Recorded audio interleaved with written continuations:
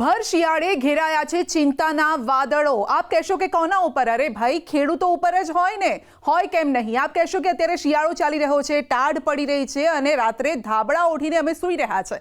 જો તમે આવું કરી રહ્યા છો તો હવે છત્રી અને રેનકોટ માળીએ અભરાઈએ મૂકી દીધો હોય તો કાઢી દેજો। આવું અમે એટલા માટે કહી રહ્યા છે કારણ કે ગુજરાતમાં છે માવઠાની આગાહી।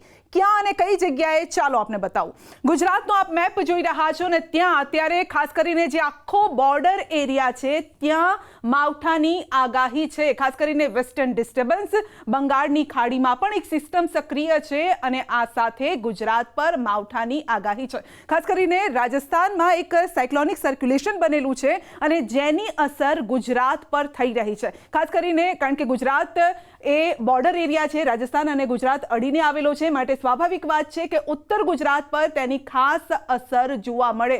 મધ્યપ્રદેશને આવેલો આ છેવાડો છે ત્યાં પણ તેની અસર જોવા મળી રહી છે, એટલે કે મધ્ય ગુજરાતમાં પણ તેની અસર જોવા મળી રહી છે। છેલ્લા 2 દિવસથી આપ જોઈ પણ રહ્યા હશો કે વાદળછાયું વાતાવરણ રહે છે, સૂર્ય દેવતા ક્યાંક જોવા પણ નથી મળતા ને એવા પણ સમાચાર આવ્યા કે કેટલીક જગ્યાએ તો ઝીણો વરસાદ પણ પડ્યો છે। ખાસ કરીને દાહોદની આસપાસનો એરિયા છે ત્યાં। હવે આ મેપ જોઈ લો કે 26 તારીખે ક્યાં વરસાદ થઈ શકે છે, માવઠું થઈ શકે છે।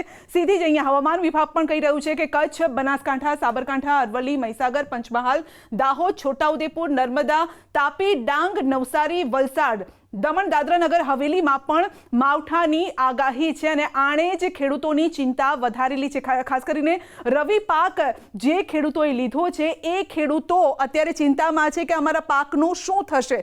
ઠંડી પડવી જોઈએ કારણ કે ઘઉંને ઠંડીની જરૂર હોય છે, ચણા હોય, બાજરી હોય, તમામ એવા પાક જે રવિ પાક છે તે અત્યારે ચિંતામાં છે। ખેડૂતો પણ ચિંતામાં અને પાકને પણ થતું હશે કે આ મોસમનો મિજાજ કઈ રીતે બદલાઈ રહ્યો છે। તો આ તમામ એવા એરિયા છે, ફરી એક વખત નોંધી લેજો અને આ તમામ એરિયાના ખેડૂતો જોઈ લેજો કે 26 તારીખ અને 27 તારીખ આપના માટે ભારે છે। આ 2 દિવસ કચ્છ, ફરી એક વખત 27 તારીખે પણ આ તમામ એરિયા જે 26 તારીખે જ્યાં માવઠાની આગાહી છે, જ્યાં વરસાદ થઈ શકે છે, વાદળો ઘેરાઈ શકે છે અને ઝીણો વરસાદ થઈ શકે છે, એ એરિયા છે કચ્છ, બનાસકાંઠા, સાબરકાંઠા, અરવલ્લી, મહીસાગર, દાહોદ, પંચમહાલ, છોટાઉદેપુર, નર્મદા, તાપી, ડાંગ, નવસારી, વલસાડ, દમણ, દાદરા, નગર હવેલી, ડાંગ અને ખાસ કરીને સાપુતારા એરિયામાં તો અત્યારે મોસમનો મિજાજ કંઈક અલગ જ લેવલ પર છે, જ્યાં પ્રવાસીઓ પણ પહોંચી રહ્યા છે।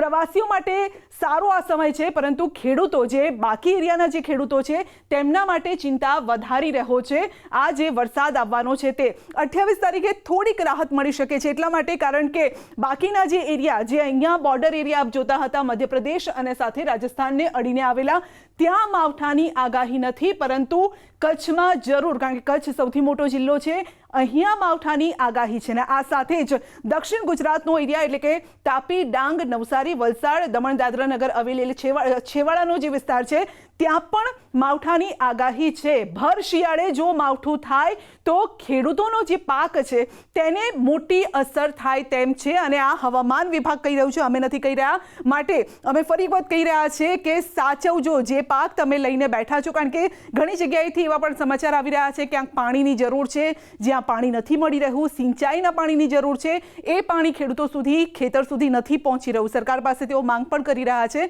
અને બીજી તરફ માવઠું આવવાનું છે ને આવું એક નહીં, હવામાન વિભાગ ફક્ત નથી કહેતું પરંતુ આગાહીકારો પણ, અંબાલાલ પણ કહી ચૂક્યા છે, આ સાથે પરેશ ગોસ્વામીએ પણ આગાહી કરી છે અને હવામાન વિભાગ તો છેલ્લા ઘણા દિવસોથી કહી રહ્યું છે ને આની સીધી અસર એ રીતે પણ થશે કે એક તરફ વરસાદ થશે ને બીજી તરફ ઠંડી ઓછી થશે। હવે જ્યારે ઠંડી ઓછી થાય તો તેની પણ આડઅસર પાક પર થતી હોય છે, ઘણા પાક પર રોગ પણ આવતા હોય છે, ઈયળોનો ઉપદ્રવ વધી જતો હોય છે, એટલે ઘણી રીતે ખેડૂતો માટે આ જે સમય છે, ડિસેમ્બરના અંતનો સમય છે, એ ચિંતા વધારનારો રહેવાનો છે।